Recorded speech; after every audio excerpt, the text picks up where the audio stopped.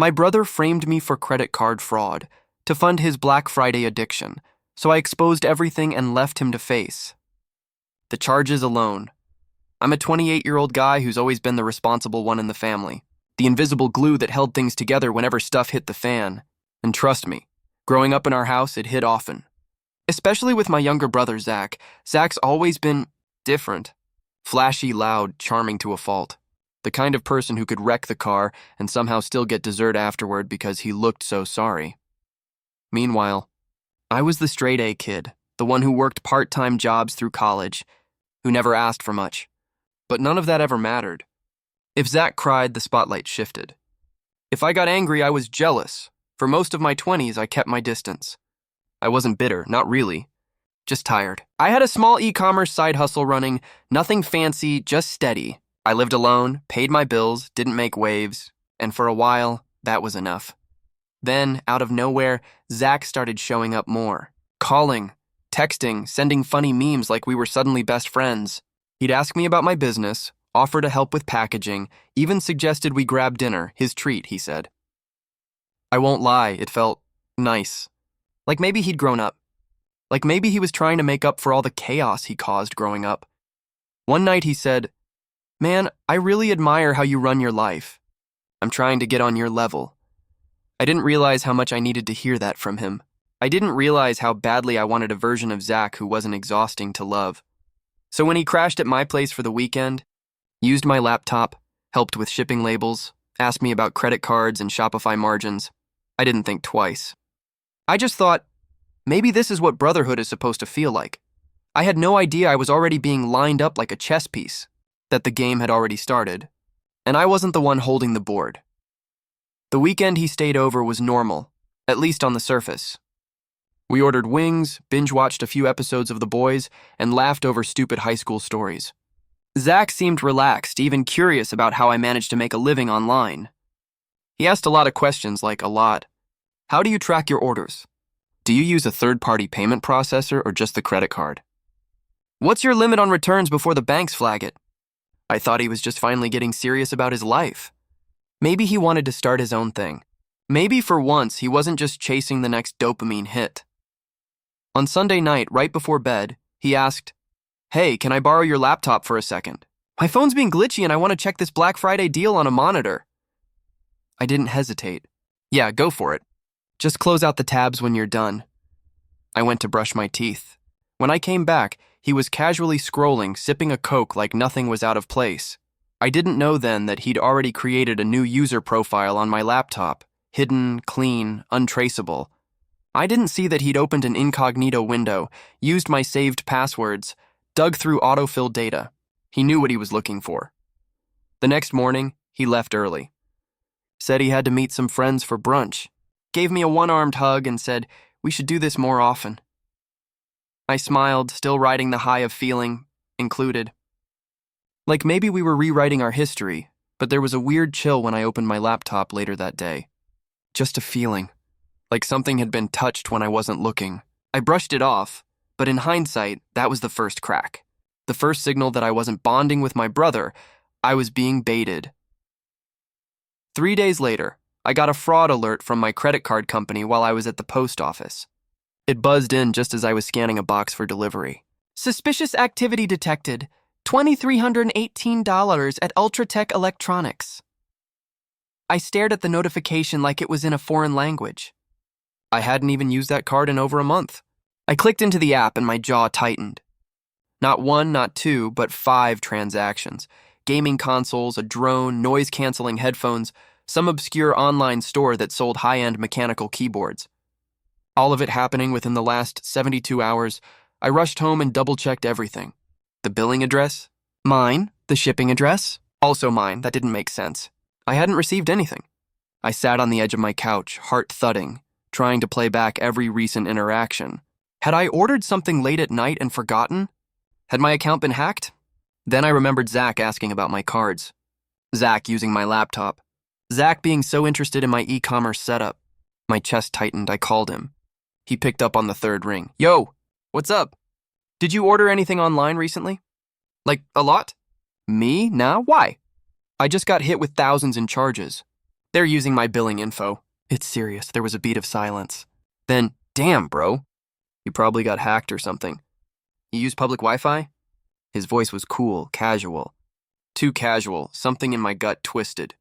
My hand clenched the phone harder. I wanted to believe him, God, I really did.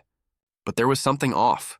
Like he was improvising the lines to a script he didn't expect to perform yet. Yeah, maybe, I mumbled.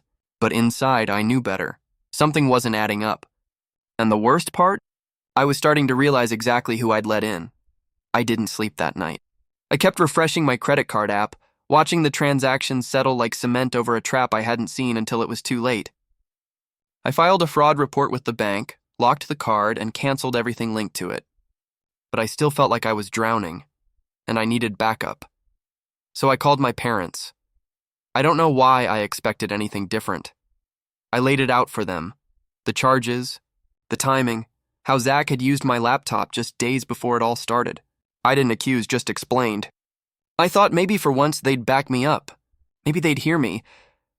But the second I mentioned Zach's name, my mom's voice went cold. Are you really trying to blame your brother for this? I'm not blaming, just saying it's weird. He was on my laptop asking questions. Maybe you're just embarrassed you lost control of your own card, she cut in. I felt a lump rise in my throat. Mom, this wasn't me. Dad sighed in the background. You've always been so careful with money. Maybe it's time you admit you made a mistake. A mistake? A mistake? Like this was some drunk shopping spree I didn't remember? I felt the sting behind my eyes, the betrayal not from Zach this time, but from the people who were supposed to know me best. Zach, of course, played it perfectly. He chimed in on speaker with his concerned voice.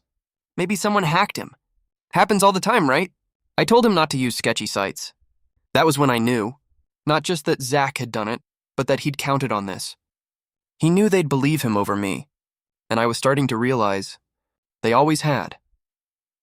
The following week was a circus, and Zach was the ringleader, grinning from ear to ear like he'd just hit the lottery. He started showing up to family dinners wearing brand new designer sneakers, flashy headphones wrapped around his neck, bragging about how he found this crazy hookup online. He was suddenly flush with new tech, casually dropping mentions of a top-tier gaming PC being delivered soon. I watched all of it in stunned silence. I'd seen the credit card statements, those exact items, same brands, same price points. It was like watching a thief walk into your house wearing your jacket and daring you to say something. One night, I pulled him aside in the kitchen. Nice gear, I said, forcing my voice to stay even. You said someone hooked you up? He shrugged, sipping a beer. Yeah, man. This guy I know gets discounts on returns. Real hush-hush. Right. And all that stuff just happens to match the charges on my card? He laughed, actually laughed, and said, Dude, are you still on that? You're really gonna start accusing me just 'cause I got nice things now? I looked him dead in the eye. I'm not accusing. I'm observing. Whatever, Sherlock. He winked. Maybe you just need to chill. He walked away, still chuckling. And I stood there, gripping the countertop until my knuckles went white. My parents, meanwhile, were thrilled. My mom gushed about how mature Zach was becoming, how he was finally getting his act together. My dad said maybe he could mentor me on how to be more confident with money. It was surreal. Like I was in a movie where everyone had been handed the wrong script. I wasn't just being robbed. I was being erased, and for the first time in years. I felt genuinely afraid of what my brother was capable of. I couldn't sit still anymore. Watching Zach strut around with my debt draped over his shoulders. While everyone applauded him, it was like suffocating with a smile stitched on my face. So I started digging. I pulled up every credit card statement I had access to. Cross-referenced timestamps, matched transaction IDs with shipping confirmations. And then I found it. One of the packages had been signed for at my parents' address. Not just delivered, signed. Someone had accepted it in person. The same day, Zach posted an unboxing video on his Instagram story showing off a limited edition graphics card. I screen recorded the story, took screenshots of the tracking data, printed everything out. Then I checked the delivery addresses for the other orders. One went to an Amazon locker near his gym. Another listed Z. Morrison as the recipient, a name he used for video game accounts. I felt my heart pounding in my ears. This wasn't speculation anymore. He hadn't just guessed my passwords. He'd used saved autofill data. Chrome remembered everything. And Zach knew how to fish for clues while acting like he was just checking out deals. It was slick, calculated, and terrifying. I called the bank again, filed a formal dispute. They opened an investigation, but I needed more than just a claim on file. I needed leverage. Proof so undeniable, even my parents would have to choke on it. So I started backing up everything. Emails, screenshots, timestamps. I created a folder titled Zach's Greatest Hits, and I wasn't done. I knew I had to be careful. If he caught wind of what I was doing, he'd either cover his tracks or turn the tables even harder. I'd seen what he could do with lies, but now I had a truth he hadn't planned for. And I was going to drag it into the light. I thought I'd seen the worst. Thought it was just about a credit card or two. But nothing, and I mean nothing, could have prepared me for what came next. It started when I checked my credit report. I expected a hit or two from the recent fraud activity, but as I scrolled, something didn't make sense. There were 2 additional credit cards I didn't recognize. Both opened in my name within the last 3 months. Same address, same birth date. One of them already had a balance over $5,000. I felt the blood drain from my face. That's when I remembered a conversation from a few weeks back. I'd left some important mail at my parents' house, W-2 forms, bank statements, tax stuff. Zach had helped me look for them. He said they must have gotten tossed, but now I knew exactly what happened to them. He hadn't just stolen from me. He became me. I sat on my floor in silence, surrounded by the glow of my laptop screen and documents I didn't remember signing. This wasn't petty theft anymore. This was identity theft, federal fraud. My brother had opened entire lines of credit in my name, maxed them out, and somehow kept me in the dark while parading around like the golden child. I called the credit bureaus to freeze my reports. Filed fraud claims with every institution I could. My hands were shaking as I typed, half fury, half panic. My brain was sprinting, trying to figure out how deep the rabbit hole went. This wasn't a brother pulling a dumb scam. This was a calculated, cold-blooded takedown. And I was done pretending this was just family drama. Zach had committed a crime, and I was going to make sure he answered for it. I didn't plan some big dramatic showdown. I was too tired for that, too raw. But I couldn't hold it in anymore. Zach needed to know I knew. I drove over to my parents' house on a Thursday evening. Zach was in the living room, feet up, playing on a brand new console I didn't recognize. I walked in holding a manila envelope stuffed with printed documents, my credit report, tracking numbers, screenshots, copies of ID theft filings. He looked up and grinned. "Yo, what's with the FBI folder?" I dropped it on the coffee table. "You really thought you'd get away with it?" I said, voice low, shaking. "The cards. The accounts. You opened 2 credit lines in my name. You signed for packages with my info. You've been using me as your damn piggy bank." Zach's smile didn't even flicker. He leaned back like he was watching a movie. "Prove it," he said. "All this paperwork? Could have been anyone." "Everything links back to you," I snapped. "IP addresses, shipping names, even your own social posts. That's when my mom walked in. What's going on?" she asked, eyeing the documents. Zach spoke before I could. "He's accusing me of stealing his identity or something." He's spiraling again, and just like that, the air shifted. My mom gave me this look, part pity, part exhaustion. "Are we really doing this again? You've always had this jealous streak with your brother." "Jealous?" I laughed, incredulous. "He stole from me. Thousands of dollars." Dad appeared in the doorway, already frowning. "What's this nonsense now?" Zach stood up, arms raised like a martyr. I'm done being the villain in his stories. I looked at all 3 of them. My heart didn't just break. It fractured into something colder. Something final. They were never going to see it. Because they chose not to. I left their house with my heart pounding and my fists clenched so tight my fingernails dug into my palms. I had come there with facts, proof. But facts didn't matter to people who had already decided I was the problem. By the time I got home, there were more notifications waiting for me. One of the fraudulent cards Zach had opened was already flagged for late payments. Another had been maxed out and sent to collections. My credit score had dropped nearly 100 points in less than 2 weeks. That night, I sat in my living room, no lights on, just the dim glow of my router blinking beside the couch, and let the weight hit me. Rent was due in a few days. My e-commerce income had slowed because I'd paused all transactions to protect my accounts. My savings were thinning fast because of legal filing fees and chargeback delays.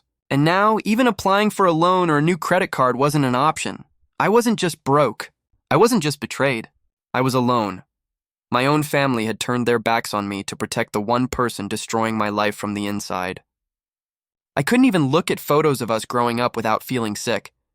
Every memory felt tainted now, like the loyalty I thought we shared had always been a lie told just to keep me obedient. I broke that night. Sat on the floor and cried until my chest hurt. Not for the money, but for the loss of illusion. The realization that my brother would set fire to my life for some Black Friday dopamine hit, and my parents would fan the flames. This wasn't just a mistake. It was a choice, and for the first time, I stopped making excuses for all of them. The next morning, I woke up with a single, unshakable thought: I'm done playing defense. I wasn't going to wait for the bank to maybe side with me months from now. I needed someone who could act. Someone who didn't care about family dynamics or golden children, just facts. So I did something I never thought I'd have to do. I hired a private investigator. His name was Alan, a quiet, meticulous guy who'd worked cyber fraud for years. I sent him everything: the credit reports, Zach's Instagram stories, IP logs, screenshots of shipping addresses, even the voice memo I secretly recorded during our last argument. He didn't flinch once. After an hour, he looked at me and said, "This isn't small potatoes. Your brother committed felony-level identity theft. This is jail time material." My throat tightened. "I don't want to ruin his life." He looked me dead in the eye. "He already tried to ruin yours. You just didn't let him finish." That hit me harder than I expected. Alan explained the next steps. He'd file reports with local law enforcement, start tracing digital fingerprints, and coordinate with the banks to fast-track their investigations. It would cost me, sure, but I was already bleeding. At least now I'd be bleeding towards something. I hung up and just sat there, not angry, not sad. Just still, because somewhere deep down, I had always assumed someone would come save me. My parents, the system, karma, but no one had. And now I wasn't waiting anymore. Zach had made a mess and walked away whistling, but this time, I was the one lighting the match. Once Alan got to work, things moved fast, faster than I expected. Within days, he traced several of the fraudulent purchases directly back to Zach's IP address. Not just a device, Zach's exact MacBook, connected to the Wi-Fi at my parents' house. Alan even pulled metadata from the receipts and matched browser fingerprints. The case wasn't just solid, it was airtight. I forwarded everything to the bank's fraud division. They escalated my claim, flagged all Zach-related activity, and began issuing chargebacks. Collections agencies that had been calling me non-stop suddenly went quiet. One even apologized. It felt surreal. Like after weeks of drowning, someone had finally thrown me a rope. Meanwhile, Zach's credit card gravy train hit a wall. I didn't tell him what I was doing. I didn't respond to his texts. I didn't answer when he called me paranoid in the group chat. I just vanished from the narrative and let the silence rattle him, and it did. I heard from a mutual cousin that Zach's bank accounts had been frozen, that a few of his packages had been intercepted and returned to sender. He was panicking. He'd even posted on his story, "Someone's trying to ruin my life." God sees everything, I almost laughed, because I wasn't trying to ruin his life. I was just done sacrificing mine to protect his. The best part? I didn't need to say a word. He knew. Somewhere deep in that performative little conscience of his, Zach knew the walls were closing in, and that this time, no amount of charm or crocodile tears could save him. I had played the fool long enough. Now I was watching the mask fall, piece by piece. It didn't take long for the guilt campaign to start. 2 days after the investigation escalated, I got a call from my mom. Her voice was trembling, but not with anger. "With panic, can we please talk?" she asked. Face to face. I met her at a diner near my apartment. She didn't even order coffee, just sat there gripping her purse like it held the last scraps of her dignity. "Zach told us what's going on," she said softly. "The police came by. They asked questions about the packages." I didn't respond. She leaned forward, eyes watery. "He made mistakes. I'm not saying he didn't, but this, pressing charges, dragging his name through the system, it's going to destroy his future." I stared at her. My own mother. pleading not for the victim, but for the thief. What about my future? I asked, my voice flat. My credit? My business? The apartment I almost lost? She blinked as if my pain had never even occurred to her. He's still your brother, she whispered. No, I said, standing. He's a criminal who happens to share my blood. By the time I got home, my phone was full of texts, from my dad, from extended family, even from an old neighbor. They all said the same thing in different fonts. Family forgives. Don't ruin your brother's life, but not one of them had called. When mine was falling apart, not one had asked how I was. I turned off my phone, because forgiveness without accountability isn't healing, it's enabling, and I was done enabling the rot just to keep the family. Portrait looking pretty. Black Friday came like a storm. Chaos. Noise, flashing deals, and inboxes flooded with 70% off promises. It used to be Zach's favorite day of the year. He'd always joked that it was his Super Bowl. But this year, it became his downfall. Alan had flagged Zach's patterns to the authorities. Turns out he wasn't just scamming me, he'd used a cousin's identity too. Tried to open a new card in her name and placed another round of high-end orders for pickup at a local electronics store.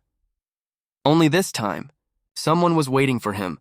He walked in, cocky as ever, to collect a $1,500 TV and a handful of gadgets. Within minutes, he was cuffed by 2 officers in plainclothes. The arrest made local headlines. Man caught using stolen identity on Black Friday, and someone posted blurry footage of it on TikTok. It didn't go viral, but it spread fast enough in our circles.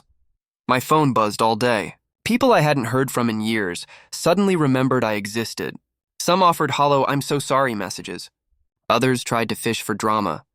I ignored them all, but I did watch the clip, just once. Zach looked stunned, like the world had finally stopped playing by his script. Later that night, my mom called. I didn't answer. She left a voicemail sobbing. How could you let this happen? Let it? He did this himself. I didn't ruin Zach's life. I just stopped covering for him. For the first time in years, he had to face something without a safety net made of my silence, and as messed up as it sounds, watching justice finally land. It didn't feel cruel. It felt clean. After Zach's arrest, the silence from my parents wasn't peaceful. It was strategic. For about a week, I heard nothing. No texts, no guilt trips, just a long, uncomfortable quiet that felt more like a dam swelling than one breaking. Then it came, sharp, sudden, and messy. My aunt called me out of the blue, her voice dripping with confusion. Why didn't you tell us how bad it was? We had no idea Zach was doing that kind of thing. I almost laughed, because when I did speak up, no one listened. Word had spread quickly. Apparently, Zach's bail hearing didn't go well, and the judge had noted a pattern of deceit backed by the investigators' evidence. The fraud wasn't just a one-off, it was habitual, deliberate, documented. That's when the rest of the family began asking real questions. How did he get your documents? Why didn't your parents notice anything? Wait, they defended him? The narrative was unraveling, and my parents were dead center. I could feel the shift. Phone calls getting shorter, group chats suddenly missing them, family dinners getting mysteriously rescheduled. My mom tried to redirect the blame. She told relatives I was cold and unforgiving. My dad claimed I'd blown things out of proportion. But it didn't matter. The facts were loud now, and they didn't need my voice anymore. Even my cousin texted me. Yo, I had no idea it was this deep. You were right. I didn't respond. Because validation doesn't fix betrayal. It just makes it echo less. Let them scramble. Let them untangle the mess they let grow while I was treated like the problem. For once, the family wasn't turning on me. They were turning on each other. And I was finally out of the blast zone. It's been almost a year since Zach's arrest, and not once has he apologized. Not a letter. Not a voicemail. Not even a half-hearted "my bad." Just silence and a rumor from someone that he's been telling people I overreacted, that I wanted him gone, as if this was personal vengeance and not survival. I've spent the past several months rebuilding piece by piece. My credit score is slowly crawling out of the gutter. My e-commerce shop is alive again, barely, but alive. I automated more of it, found new suppliers, even added digital products. I don't trust easily anymore, but I trust systems. I trust documentation. I also moved. New apartment. New locks. New neighbors who don't know my last name or my family. The air feels lighter here, my parents. Still in denial. They'll occasionally send me emails, short, strained updates about the weather or some distant cousin's engagement, like we're pen pals who never had a falling out. They never mention Zach, never ask how I'm doing, never say the words I need to hear. It used to burn. Now it just confirms everything. I've learned that closure isn't about getting the apology. It's about moving forward without it. A few weeks ago, I received a letter with Zach's handwriting on the envelope. I didn't open it right away. When I finally did, it was exactly what I expected. Excuses. No accountability. Just a bitter retelling of his version, where I set him up and turned the family against him. I shredded it, because I've learned that some bridges aren't meant to be repaired. They're meant to be left behind and set on fire, so you never forget what happened when you cross them.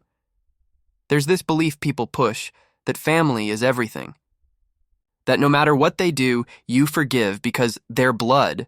But I've learned something different. Loyalty without boundaries is self-betrayal. Zach didn't just steal from me. He weaponized my trust, wore my identity like a costume, and danced through my life like it was his to ruin. And when it all came crashing down, my parents tried to sweep the ashes under the rug, like they always did. But not this time. This time I stood up. I let the investigation run its course. Zach was charged with multiple counts of identity theft and credit card fraud. He took a plea deal, 18 months in county, 5 years probation. Not enough, in my opinion, but at least it was something. A record, a line in ink that said, "You did this." And it mattered. I've since changed every password, closed every account I once shared access to, and rebuilt my life like I was laying bricks on scorched earth. Carefully, intentionally. Alone, but finally free. People still ask me, "Do you ever miss them?" Sometimes, in small, quiet moments. But then I remember the silence when I was screaming for help, the gaslighting, the way they looked through me while he smiled in the background. No, Zach doesn't get to frame me and walk free. And my parents don't get to pretend neutrality is an aside. I may have walked away from my family, but I walked toward myself. And that's the kind of healing no apology could ever buy.